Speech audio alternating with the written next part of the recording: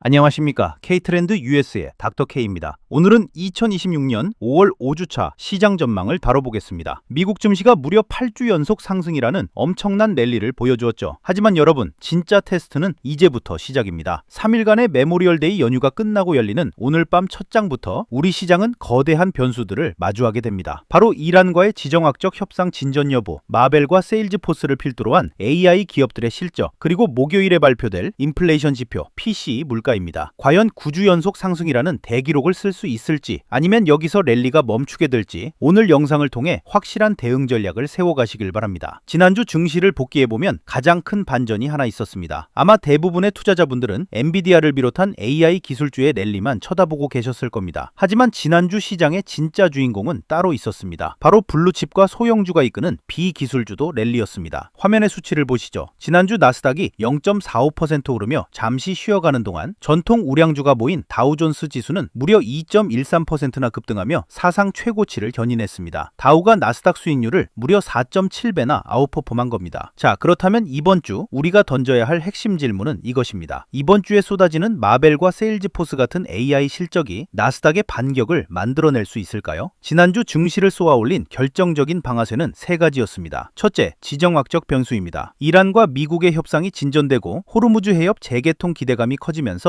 국채금리가 완화되고 유가가 소폭 하락했습니다. 둘째, 매크로 변수입니다. 필라델피아 연준 제조업 지수가 마이너스 0.4로 추락하는 충격이 있었습니다. 예상치 19.0을 대폭 하회하면서 시장에 경고등을 켰죠. 셋째, 섹터 변수입니다. 미국 정부가 양자 컴퓨팅에 20억 달러 보조금을 지원한다는 소식에 리게티, D-웨이브, 아이온큐 같은 퀀텀 관련주가 폭등했습니다. 요약하자면 이란이 천장을 열고 제조업이 바닥을 흔들고 퀀텀이 AI 어닝스에게 바톤을 넘긴 한 주였습니다. 주간 지수 성적표를 좀 더 자세히 보겠습니다. S&P 500 지수는 7,473포인트로 마감하며 주간 0.88% 상승했습니다. 나스닥은 0.45% 올랐고요. 여기서 주목할 것은 다우존스가 2.13%, 그리고 중소형주 중심의 러셀 2000 지수가 2.72%라는 광폭 랠리를 보였다는 점입니다. 변동성 지수인 빅스는 16.70으로 매우 안정적인 구간을 유지했고, 금 가격은 소폭 하락, 브렌트유는 배럴당 100달러 선을 유지했습니다. 이런 가운데 케빈 워시 신임 연준 의장이 22일 공식 취임했습니다. 한 줄로 요약하면 AI 기술주가 잠시 숨을 고르는 사이 블루칩과 소형주가 사상 최고치를 합작해낸 장세였습니다. 지난주 시장을 주도했던 테마 승자 탑3를 살펴보겠습니다. 1위는 단연 양자 컴퓨팅입니다. 정부의 20억 달러 보조금 촉매로 B-웨이브가 17%, 리게티가 15% 급등했습니다. 다만 이번 주는 이 뉴스를 소화하는 구간이라 추가 정책 발표가 없다면 차익 실현 압박에 주의하셔야 합니다. 2위는 AI 서버와 인프라입니다. 델 테크놀로지스가 실적 기대감을 선반영하며 무려 24% 넘게 급등했습니다. 델은 이번 주 목요일에 실제 실적을 발표하는데요. 소문에 사서 뉴스에 파는 현상을 극도로 경계하셔야 합니다. 3위는 헬스케어와 유틸리티 방어주입니다. 8주 연속 상승에 따른 피로감으로 방어 로테이션이 일어났고, 이번 주 물가지표 쇼크가 발생하면 다시 피난처로 부각될 수 있습니다. 반대로 지난주 뼈아픈 하락을 겪은 패자 탑3입니다. 1위는 에너지 섹터입니다. 이란 합의 기대감이 선반영되면서 하락세를 면치 못했습니다. 만약 합의가 확정된다면 추가 하락이 불가피하고, 반대로 결렬된다면 급반등할 수 있는 양날의 검입니다. 2위는 소비재와 리테일 하위 섹터입니다. 미시건대 소비심리지수가 신저점을 기록하면서 직격탄을 맞았습니다. 이번 주 목요일 코스트코 실적이 미국 소비 펀더멘털을 확인할 리트머스 시험지가 될 것입니다. 3위는 제조업과 산업재입니다. 앞서 말씀드린 필라델피아 연준 서베이 쇼크로 인해 하락했습니다. 목요일에 발표될 내구재 주문과 GDP 2차 발표 결과에 따라 반등 여부가 결정될 것입니다. K의 주간 판결 시간입니다. 이번 주 시장에서 우리가 발견한 세 가지 팩트: 다우와 나스닥의 4.7배 수익률 격차, 필라델피아 연준의 역방향 경고, 그리고 러셀 2000의 광폭 동반 상승입니다. 판결문은 이렇습니다. 지난주 핀테크 서학개미는 이란 평화의 향기에 기뻐하며 대를 쫓았지만 필라델피아 연준이 조용히 던진 돌 하나를 놓쳤다. 다우가 사상 최고를 찍는 날 가장 기본적인 제조업 지표가 역방향을 가리키고 있었다. 랠리에 취해 바닥을 확인하는 것을 잊어서는 안 됩니다. 다시 한번 강조하지만 지난주 시장의 본질은 기술주가 쉬는 사이 벌어진 비기술주도의 광폭 랠리였습니다. 이제 이번 주 판세를 읽어보겠습니다. 오늘 5월 26일 화요일은 월요일 메모리얼데이 휴장으로 인해 이번 주 첫 거래일이 됩니다. 즉 토요일부터 월요일까지 3일간 누적된 뉴스가 오늘 밤 한꺼번에 갭으로 반영된다는 뜻입니다. 시장에 누적된 폭발 에너지는 크게 세 가지입니다. 첫째, 이란 협상의 급진전입니다. 주말 사이 합의 프레임의 근접 근접했다는 소식이 전해졌고 오늘 밤 갭 상승을 시도할 강력한 동력이 됩니다. 둘째, 케빈 워시 연준 의장의 취임입니다. 12월 금리 인상 확률이 70%까지 팽창한 가운데 목요일 물가지표와 맞물려 최대 변수가 될 것입니다. 셋째, 이번 주부터 시작되는 AI와 빅테크 기업들의 메가 어닝스 위크 개막입니다. 이번 주 전체 이벤트 캘린더를 짚어보겠습니다. 눈여겨보셔야 할 임팩트 탑3가 있습니다. 가장 중요한 1순위는 단연 목요일 아침 8시 30분에 발표되는 4월 PCE 물가지수와 GDP 2차 결과입니다. 인플레이션이 예상치인 4.5%를 넘어선다면 시장은 큰 충격을 받을 수 있습니다. 2순위는 수요일 장마감호 발표되는 마벨, 세일즈포스, 스노우플레이크의 실적입니다. 이 세 기업의 성적표가 AI 지출의 2분기 방향성을 동시에 결정지을 것입니다. 3순위는 상시로 들려올 이란과 미국의 카타르 도하 협상 결과입니다. 매일 밤 뉴스를 예의주시하셔야 합니다. 이런 일정 속에서 자금이 이동할 이번 주 주목 테마를 분류해드립니다. 먼저 긍정적인 순풍이 기대되는 수혜 테마입니다. 마벨과 델을 필두로 한 AI 인프라, 그리고 세일즈포스를 필두로 한 소프트웨어 섹터입니다. 수요일과 목요일 어닝스 배팅이 들어올 수 있습니다. 또한 이란 합의로 유가가 하락한다면 델타항공, 유나이티드항공 등 항공여행 섹터, 그리고 코스트코 중심의 소비 탄력성 테마가 유리합니다. 반대로 역풍을 주의해야 할 테마도 있습니다. 이란 합의가 확정되면 유가 추가 하락으로 에너지 섹터는 직격탄을 맞습니다. 또한 목요일 물가지표가 4.5%를 초과하고 국채금리가 급등하면 나스닥 하위 소프트웨어 등 금리 민감 성장주가 크게 압박받을 수 있습니다. 시장을 뒤집을 수 있는 3장의 와일드 카드를 미리 점검하겠습니다. 첫 번째는 매크로 리스크입니다. PCE 물가가 4.5%를 초과하면 워시 신임 의장의 매파적 행보에 대한 공포가 정화되고 10년물 국채금리가 4.8%를 돌파하면서 성장주의 융단 폭격이 가해질 수 있습니다. 두 번째 와일드 카드는 중동입니다. 만약 이란 도하 협상이 결렬되거나 교착 상태에 빠지면 유가가 급반등하며 시장은 급락으로 돌아설 것입니다. 세 번째는 연준입니다. 워시 신임 의장의 예상치 못한 강경 발언이 나온다면 채권 시장의 과민 반응이 증폭될 수 있습니다. 결국 이번 주의 승부는 목요일 물가지표와 수요일 AI 어닝스 콜 코멘트가 만나는 지점에서 결정납니다. 그럼 바로 오늘 밤 화요일장의 특수성을 점검하겠습니다. 앞서 말씀드린 대로 오늘은 메모리얼 데이 복귀 첫날입니다. 3일간 누적된 갭을 소화해야 하는데요. 주말 사이 이란 협상 진전이라는 호재와 트럼프의 중화 발언이 섞여 있습니다. 애프터마켓과 뉴스를 기반으로 추정해보면 오늘 장 초반 갭업 시도 가능성은 상당히 높습니다. 하지만 완전한 합의 발표가 아니기 때문에 상승폭은 제한적일 것입니다. 보통 이런 연휴 복귀 첫날은 거래량이 저조하고 기관들의 포지션 재조정이 겹쳐서 장 초반의 변동성이 크게 확대되었다가 오후로 갈수록 특정 방향으로 수렴하는 패턴을 보입니다. 뇌동매매를 가장 조심해야 하는 날입니다. 오늘 밤 캘린더를 보면 진짜 승부를 앞둔 탐색전 성격이 강합니다. 실적은 소비 내구재인 오토존과 반도체 기업 샘택이 대기 중이지만 시장을 흔들 빅어닝스는 내일 수요일로 미뤄져 있습니다. 오늘 우리가 주목해야 할 지표는 밤 10시에 발표되는 소비자 신뢰지수입니다. 미시건대 쇼크 이후 이 지표마저 연속 하락한다면 소비주 전반이 크게 흔들릴 수 있습니다. 또한 오늘 밤은 워시 의장의 취임 첫 주이므로 공식 발언이 없더라도 연준 인사들의 사소한 멘트 하나하나에 채권 시장이 눈치 싸움을 하며 민감하게 반응할 수 있다는 점을 기억하시기 바랍니다. 이제 이번 주를 관통하는 세 갈래 포트폴리오 전략 방향을 제시해드리겠습니다. 첫째, 공격형 전략입니다. 수요일 마벨과 세일즈포스 어닝스가 강세를 보이고 이란 합의가 유지된다는 조건하에 엔비디아와 마벨, 세일즈포스 비중을 확대하는 전략입니다. 둘째, 방어형 전략입니다. 목요일 물가지표가 예상치를 초과하고 금리가 재상승할 조짐이 보인다면 즉시 헬스케어와 유틸리티 섹터로 피난처를 옮기셔야 합니다. 셋째, 관망형 전략입니다. 가장 안전하게 가고 싶다면 목요일 PCE 결과를 확인하고 진입하는 것입니다. 물가가 예상치 이하로 나오고 10년물 금리가 4.5% 이하를 유지하는 시그널을 확인한 후 매수해도 늦지 않습니다. 가장 핵심이 되는 오늘 밤 3단 시나리오 매트릭스입니다. 확률이 가장 높은 베이스 케이스는 이란 협상이 진행 중인 상태에서 소비자 신뢰가 소폭 하락하고 빅스가 17 이하를 유지하는 조건입니다. 갭업으로 출발한 지 10시 지표 발표 후 방향을 잡고 S&P 기준 7,460에서 7,520 구간에서 등락할 것입니다. 강세장인 불 케이스는 이란 합의 공식 발표가 터지는 경우입니다. 이땐 엔비디아, 마벨, 델타항공이 갭업을 확장할 것입니다. 반대로 약세장인 베어 케이스는 협상이 교착되거나 지표가 급락하는 경우로 이때는 방어주로 즉각 도피하셔야 합니다. 닥터K의 오늘 밤 한 줄 전망입니다. 이란 진전 뉴스가 오늘 밤 개법을 허용하겠지만 확정이 아니면 언제든 되돌릴 수 있으니 진짜 베팅은 내일 실적 발표 이후로 미루십시오. 투자자 유형별 실전 행동 가이드입니다. 첫째, 오늘 밤 신규 진입을 고려 중이시라면 빅스 지수가 17 이하인지 이란 악재 뉴스가 없는지 먼저 확인하십시오. 매수하더라도 목표 비중의 3분의 1 이하로 분할 진입하시고 연휴 복귀장 초반에 급등락 휩쓸림을 절대 피하셔야 합니다. 둘째, 기존 보유자분들 AI 인프라 주식은 목요일 PCE 발표 전까지 홀드하되 지표가 예상치를 초과하면 10에서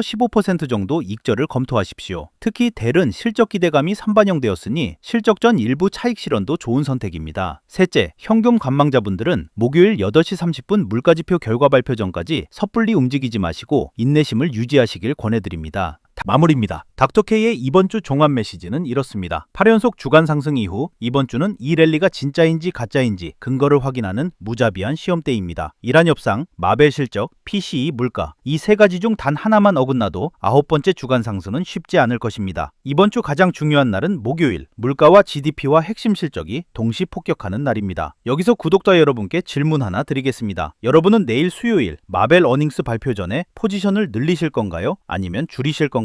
여러분의 전략을 댓글로 남겨주시면 감사하겠습니다. 지금까지 K트렌드 US의 닥터K였습니다. 감사합니다.